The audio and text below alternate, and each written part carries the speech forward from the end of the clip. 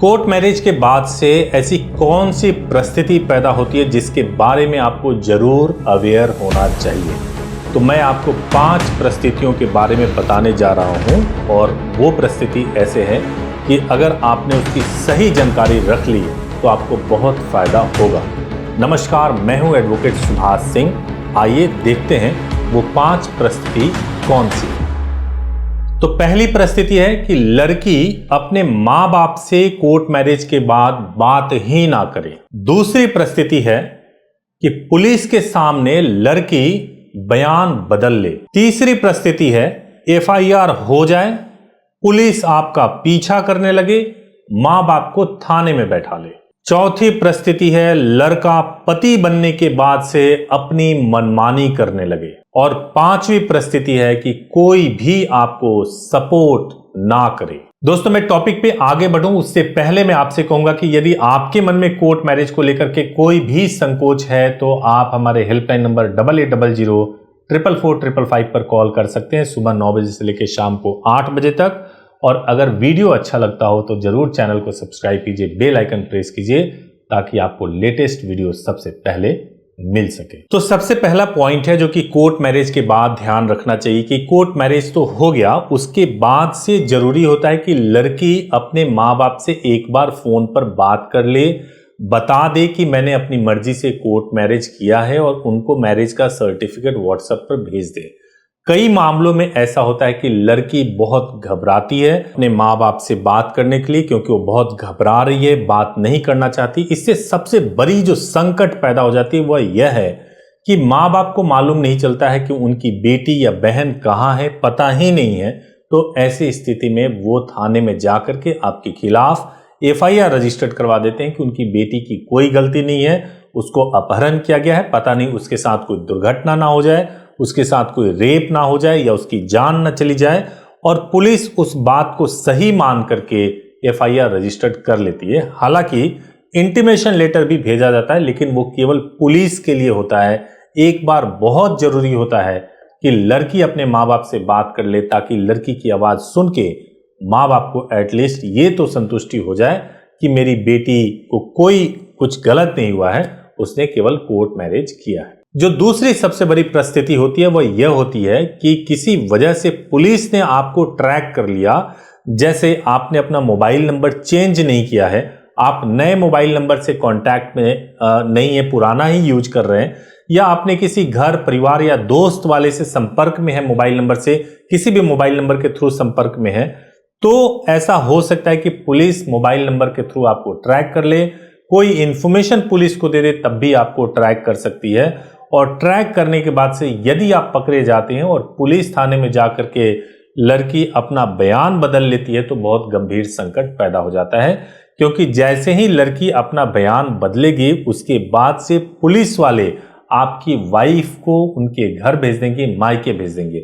इस परिस्थिति से बचने के लिए सबसे पहला सॉल्यूशन तो यही है कि आप मोबाइल नंबर चेंज कराएं और कोई पॉसिबिलिटीज ना छोड़ें जिससे कि आपको ट्रैक किया जा सके। और दूसरा जो सबसे बड़ा चीज है कि अपनी वाइफ को पहले से समझा दें कि अगर कुछ भी सिचुएशन ऐसा एराइज हो जाता है और फोर्सफुली भी अगर आपके बयान को पुलिस चेंज करवाती है तो कोई अगर उपाय ना हो तो बयान चेंज कर लो, मायके जाना है चली जाओ, लेकिन कोशिश करना कि तुम संपर्क कर सको ताकि मैं तुम्हें वापस कोर्ट के माध्यम से बुला सकूं।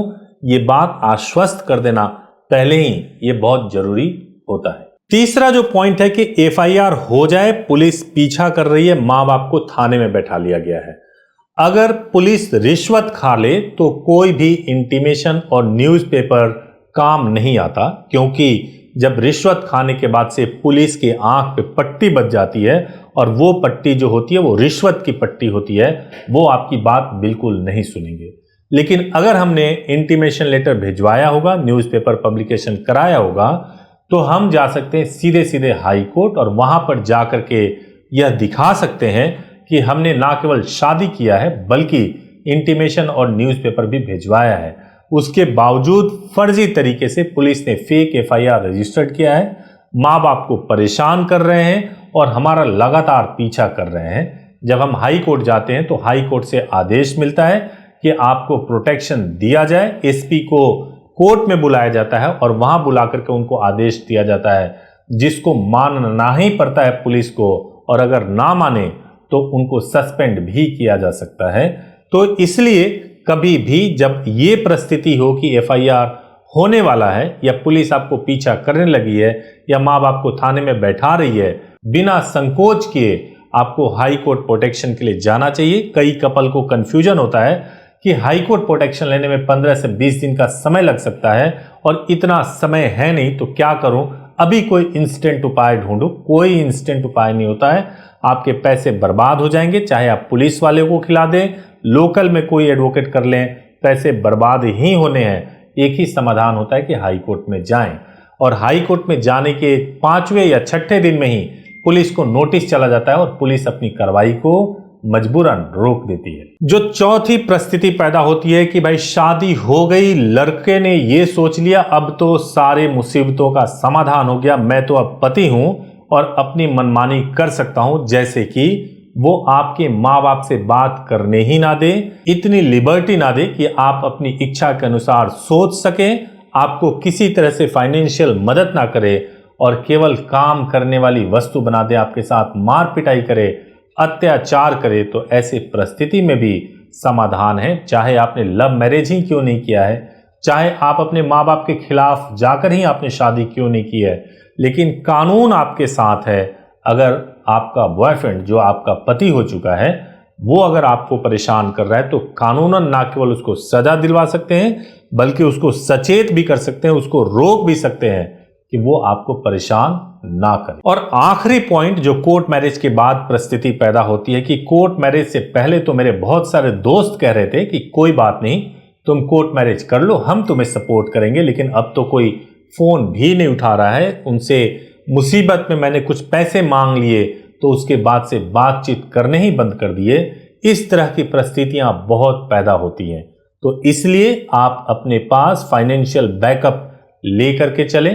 दूसरा, आप खुद अपने आप को सपोर्ट कर सकते हैं। उस वक्त आपको कोई भी सपोर्ट नहीं करेगा और आपको सपोर्ट मिल सकता है आपके सूझबूझ की वजह से, आपके फाइनेंशियल स्ट्रेंथ की वजह से और आपके बेटर प्लानिंग की वजह से। Thank you so much for watching this video. Thank you so much.